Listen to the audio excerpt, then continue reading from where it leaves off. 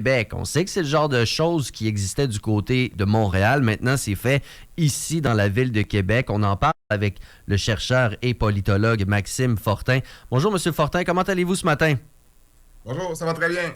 Merci de prendre le temps. J'ai vraiment envie qu'on vulgarise et qu'on comprenne bien. C'est pourquoi ma première question va vraiment être de base. Mais quand on parle de profilage racial, des fois, j'ai l'impression que c'est un terme qu'on garoche sans trop comprendre. Puis il y en a qui disent, ben non, il n'y en a pas. Ben oui, il y en a. Encore faut-il qu'on s'entende sur la définition de base, le profilage racial dans le cadre de votre étude. Comment est-ce que vous le définissez?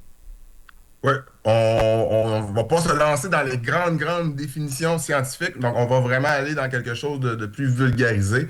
Le profilage racial, ça renvoie vraiment à des situations où des groupes ethniques minoritaires subissent une forme de surveillance et de contrôle particulier des autorités. Et ben, ça se traduit par un nombre plus élevé d'interpellations, par un nombre plus élevé d'interceptions, et ça se traduit aussi par des interactions avec les forces de l'ordre qui peuvent souvent s'apparenter à une forme d'harcèlement et d'intimidation.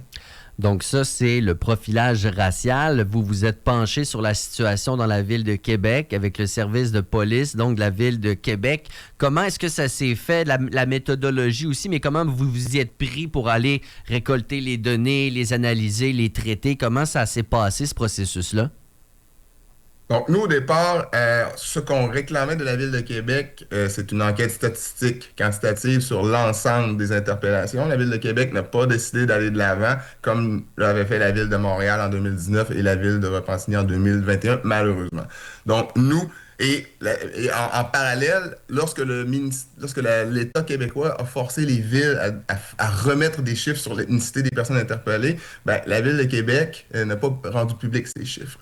Donc, nous, dans l'impossibilité de travailler sur les chiffres, on a travaillé sur un échantillon. Donc, on a voulu constituer vraiment là, un échantillon de cas et d'analyser en profondeur ces cas-là pour en savoir beaucoup plus sur la nature des interventions. Donc, nous, on a fait un appel de volontaires. Cet appel de volontaires-là a été lancé en 2021, mais n'a pas permis là, vraiment de constituer un échantillon suffisant. Et c'est à ce moment-là que moi, je suis arrivé dans le projet pour un peu reprendre et relancer le projet avec Patrick Hervé Magnongui. Et à la suite d'un deuxième appel de volontaires, à la suite aussi là, de l'utilisation de ce qu'on appelle la technique boule de neige en recherche, c'est-à-dire que tu connais quelqu'un qui te réfère quelqu'un. Donc, à partir vraiment là, d'un appel de volontaires d'une recherche en technique boule de neige, on a réussi à aller chercher 20 témoignages de personnes qui considéraient avoir quelque chose à dire sur le profilage racial, soit parce qu'elles en avaient été victimes ou quelqu'un dans leur entourage en avait été victime. Pourquoi est-ce qu'on vous a expliqué pourquoi la ville, la police, etc. refusaient de donner les données à l'inverse d'autres villes qui, elles, ont bien voulu les donner? Quelles explications est-ce qu'on vous a données? En fait, en 2021, lorsque la Ligue des droits et libertés avait amené cette revendication-là, il y a eu une rencontre entre le chercheur Victor Harmony et le responsable du Vivre Ensemble de la ville, David Weiser. Et à la suite de cette rencontre-là, la ville a décidé de ne pas aller de l'avant pour des motifs qu'elle n'a jamais vraiment précisés. Elle a juste dit qu'elle n'était pas, qu'elle avait écouté la présentation, mais qu'elle n'avait pas été convaincue de l'utilité d'aller de l'avant. Donc, ce qu'une équipe de chercheurs professionnels avait réussi à convaincre. Donc, cette équipe de chercheurs-là avait réussi à convaincre Montréal, Repentigny, mais visiblement, la ville de Québec, ben, c'était pas pour elle. Maxime Fortin, très intéressant. Donc, cette étude faite sur le profilage racial dans la ville de Québec par le SPVQ. Ben, en fait, justement, je dis que c'est sur ça, mais c'est quoi les principales conclusions? Qu'est-ce qui est évident dans cette étude-là que vous avez faite, là? Ce qui ressort de notre étude, c'est qu'il y a du profilage racial à Québec, que certains agents du SPVQ ont des pratiques discriminatoires, racistes même, et que les populations racisées, notamment les populations noires, sont soumises à un traitement différentiel. Donc, le SPVQ traite différemment les personnes racisées sur le territoire de la ville de Québec. Et ben, ça se traduit, comme on l'a vu là, à Montréal et dans d'autres villes, ça se traduit par un nombre d'interceptions et d'interpellations plus élevé. Et je dirais aussi ce qui ressort de mon étude, c'est que ça se traduit aussi par une plus grande utilisation de la violence. De la violence à l'égard des personnes racisées. Dans mon échantillon de 20 personnes, ben, j'en ai 10 qui ont été détenues, j'en ai 8 qui ont été arrêtés, j'en ai 6 qui ont été blessés, qui ont été victimes de violence. Et les victimes de violence sont victimes de violence dans des cas où très majoritairement, on est devant l'application des règlements municipaux et du Code de la sécurité routière. Donc, on se retrouve avec des agents de police qui utilisent la violence sur des personnes racisées, mais sur des personnes racisées qui n'ont pas commis de crime, qui ont simplement, qui sont suspectées d'avoir fait des infractions au code de la route ou encore les règlements municipaux. Est-ce que vous avez identifié des causes pour lesquelles ce profilage-là se concrétise dans la ville de Québec et dans la pratique de certaines personnes au SPVQ? Je pense qu'il faut le préciser quand même. Il y a Les causes du profilage racial sont, je dirais, les mêmes à peu près partout. Le racisme systémique est l'une des grandes causes assez transversales. Toute la question des préjugés. Ça, c'est dans le discours public et du côté des autorités. Le rôle des préjugés est quand même bien assez compris. Mais par contre, je dirais qu'il y a un problème au niveau de la compréhension du rôle des politiques publiques. Lorsque, dans les années 90, les villes, les municipalités ont adopté toute une série là, de règlements municipaux très contraignants, très pénalisants, ben, elles ont ouvert toutes sortes de portes ouvertes pour les agents de sécurité, pour les agents de police, pour qu'ils puissent l'opportunité de contrôler et d'interpeller les gens. Donc, la tournure répressive des règlements municipaux a favorisé le profilage social, mais a favorisé aussi le profilage racial. Et toutes les politiques orientées vers la supposée lutte aux gangs de rue à Québec, ça fait beaucoup de tort.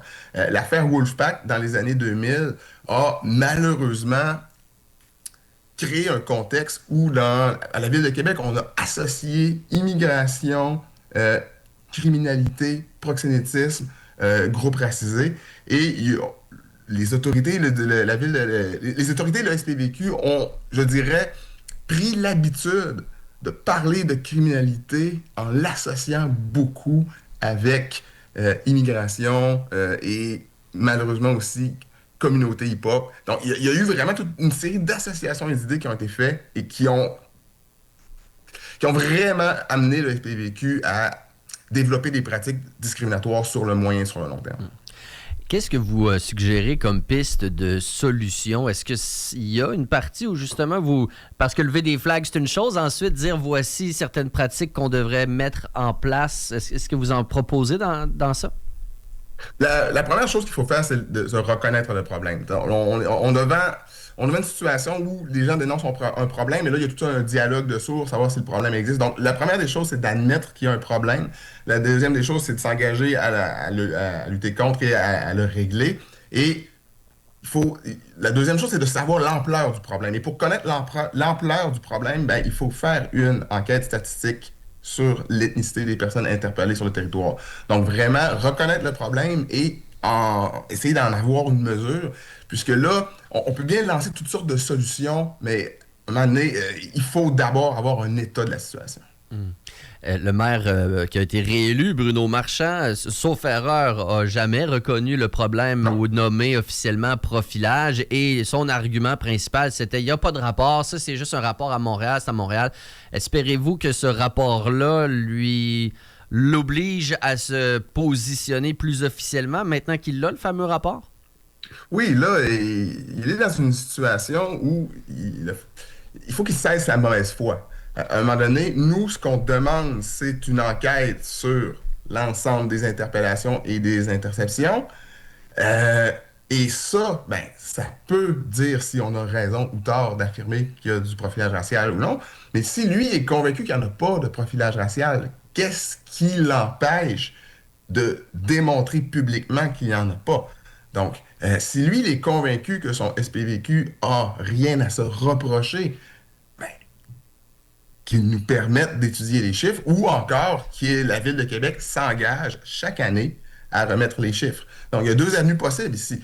Soit la Ville de Québec mandate l'équipe Harmonie pour produire le même rapport qui était fait à Montréal ou à Repentigny, soit la Ville de Québec, à chaque année, publicise les chiffres et des chercheurs indépendants peuvent les étudier.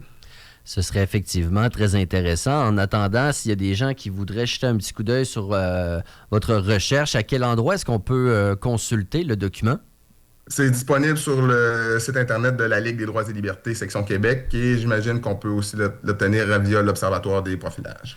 Maxime Fortin, politologue, ça a été immensément intéressant. Merci de vous être attardé sur la question parce que ça en prenait un rapport à un moment donné, puis je comprends que c'est peut-être pas les chiffres officiels, mais vous avez fait ce que vous avez pu avec ce que vous aviez et c'est un excellent point de départ. Donc, un gros merci pour ce travail-là et merci d'avoir pris le temps de nous parler ce matin.